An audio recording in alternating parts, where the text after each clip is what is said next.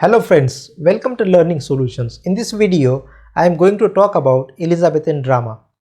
Elizabethan age is called so because Queen Elizabeth I was also the last Tudor monarch of England, ruled England from 1558 to 1603. However, the age is not just limited to the period when Elizabeth ruled.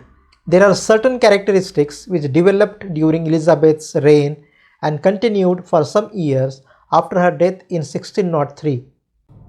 According to W. H. Hudson, the whole period extending from the accession of Elizabeth in 1558 to the death of James I in 1625 can be considered Elizabethan age. However, the period from 1603 to 1625 is sometimes taken as a different period called the Jacobean period. Elizabeth I's 45 years reign is generally considered to be one of the most glorious and golden periods in English history. Her reign saw a rise in the concept of nationalism in England and thus is reflected in the increased interest that writers had in writing literary and dramatic works in the English language. As a result, Elizabethan England saw a significant growth in cultural developments. The Queen herself was a great patron of arts, and her actions, image, and court atmosphere led to a flourishing of arts and literature in the period. Renaissance humanism, Protestant zeal, geographical and scientific discovery all contributed to this upsurge of creative power. Now let's take a look at the drama of the age. Drama was the dominant genre in Elizabethan age. William Shakespeare was the most significant playwright of the age.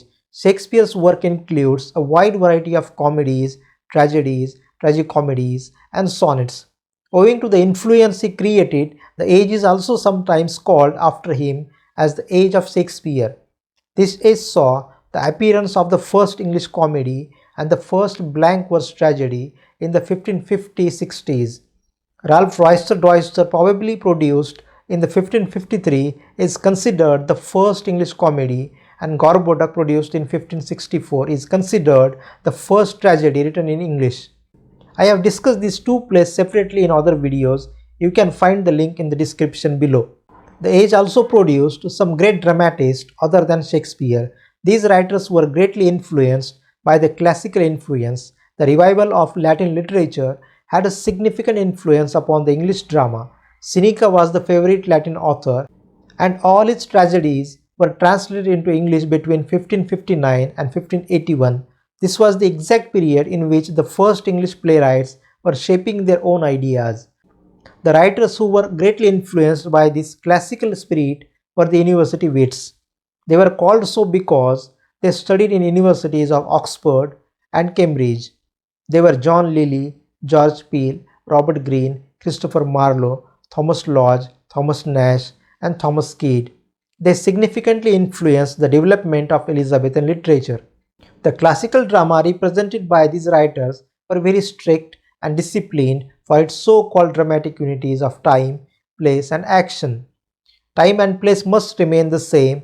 The play could represent a period of only a few hours, and whatever action was introduced must take place at the spot where the play began. The characters, therefore, must remain unchanged throughout. There was no possibility of the child becoming a man or of the man's growth with changing circumstances.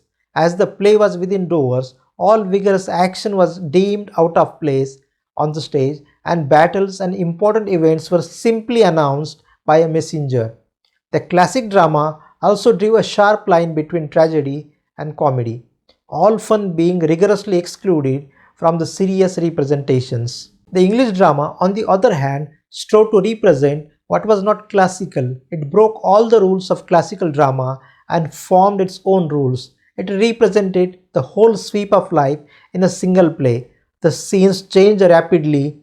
The same actors appeared now at home, now at court, now on the battlefield, and vigorous action filled the stage before the eyes of the spectators. The child of one act appeared as the man of the next, and the imagination of the spectator was called upon to bridge the gaps from place to place and from year to year. So the dramatist had free scope to present all life in a single place and in a single hour. Moreover, since the world is always laughing and always crying at the same moment, tragedy and comedy were presented side by side, as they are all in life itself. So we can say that the English school of drama was true to its spirit and realistic. William Shakespeare was the greatest example of this school. Elizabethan age also witnessed the establishments of theatres. In the year 1574, a royal permit was given to Lord Leicester to give plays anywhere throughout the realm of England. This must be regarded as the beginning of the regular drama. 2 years later, in 1576, the first playhouse known as the theatre was built by James Burbage in Finsbury Fields, just north of London. Afterwards, other theatres like the Rose, the Swan, and most popular of all, the Globe were established in 1599. Other dramatists of the age who were contemporaries and successors of Shakespeare were George Chapman, Thomas Heywood, Ben Jonson, Thomas Dacre, John Maston, Thomas Middleton, John Webster, Philip Messenger, John Ford, Francis Beaumont, and John Fletcher. In their drama, we find the decline of the ideals of the time. Their drama was only meant for pastime. They just filled the history of English drama by their productions. So friends, this was the discussion of the Elizabethan drama. I have tried as much as I can in this brief discussion.